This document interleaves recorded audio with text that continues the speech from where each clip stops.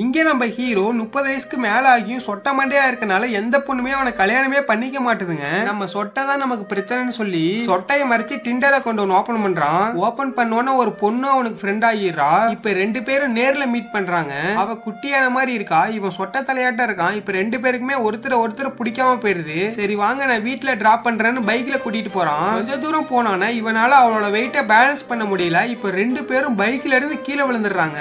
அங்க இருக்கவங்க எல்லாம் இவங்க ரெண்டு பேரும் கூட்டிட்டு போய் ஹாஸ்பிட்டல்ல சேர்ப்பாங்க. ஹாஸ்பிட்டல்லே பொண்ணு வீட்டுக்காரங்களும் மாப்பிள்ளை வீட்டுக்காரங்களும் ஒருத்தர் மீட் பண்ணிக்கிறாங்க. அங்கேயே பேசி புடிச்சு போனதுனால சம்மதத்தையும் முடிச்சிடுறாங்க. ஹீரோயின் சரி அவன் தான் சொட்ட மண்டையா இருக்கானே, நம்மள விட்டா வேற யாரும் அவனை கல்யாணம் பண்ணிப்பான்னு சொல்லிட்டு அவளும் லவ் பண்ண ஆரம்பிச்சிடறா. ஆனா நம்ம ஹீரோவுக்கு அவ குண்டா இருக்கான்னு சொல்லிட்டு இவனுக்கு பிடிக்கவே இல்லை. ஒரு நாள் நம்ம ஹீரோயின் ஹீரோ கூட போட்டோ எடுத்து அதை சோசியல் மீடியால அப்லோட் பண்றா. அதை பார்த்து காலேஜ்ல சொட்டை குண்டு தக்காளின்னு கலாய்க்கிறாங்க. இதை பார்த்து கோவமான நம்ம ஹீரோயினுக்கு போனை போட்டு உன்னை பார்த்தாலே எனக்கு பிடிக்கல, எனக்கு கல்யாணமே வேணான்னு சொல்றான். அதுக்கப்புறம் நம்ம ஹீரோ அவன் ஃப்ரெண்டு வீட்டுக்கு போவான். அங்க பார்த்தா ஃப்ரெண்டோட ஒய்ஃபுக்கு வாய் பேச வராது, ஊமை. அதுக்கு ஃப்ரெண்டு சொல்றான் குறைய பார்த்து வர்றது இல்ல காதல், மனசை பார்த்து வர்றதுதான் காதல்னு சொன்னதை கேட்டோன்னு நம்மள்ட்ட இருக்க குறைய கூட பார்க்காம நம்மள ஒருத்தி ஏத்திக்கிட்டா. நம்ம தான் தப்பு பண்ணிட்டோம்னு நினைச்சவன் உடனே போய் அவள்கிட்ட மன்னிப்பு கேட்டு அவளையே கல்யாணமும் பண்ணிக்கிறான்.